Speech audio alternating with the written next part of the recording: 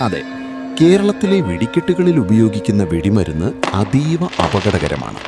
പടക്ക നിർമ്മാണത്തിനും വെടിക്കെട്ടിനും ഉപയോഗിക്കുന്ന സ്ഫോടക വസ്തുക്കൾ ശരിയായ രീതിയിൽ കൈകാര്യം ചെയ്തില്ലെങ്കിൽ വലിയ ദുരന്തങ്ങൾക്ക് കാരണമാകും.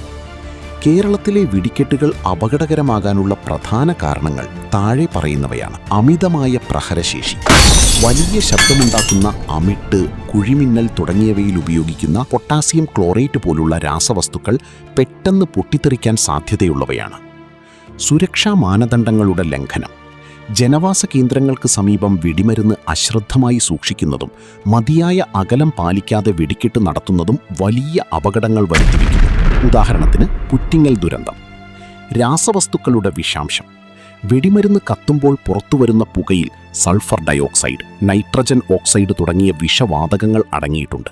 ഇത് ശ്വസിക്കുന്നത് ശ്വാസകോശ സംബന്ധമായ അസുഖങ്ങൾക്കും കണ്ണുകൾക്കും ചർമ്മത്തിനും അസ്വസ്ഥതകൾ ഉണ്ടാക്കാനും കാരണമാകും. ശബ്ദമലിനീകരണം, വെടിക്കെട്ടിൽ നിന്നുള്ള അമിതമായ ശബ്ദം കേൾവിശക്തിയെ ബാധിക്കുകയും പ്രായമായവർക്കും മൃഗങ്ങൾക്കും വലിയ മാനസിക സമ്മർദ്ദം ഉണ്ടാക്കുകയും ചെയ്യുന്നു.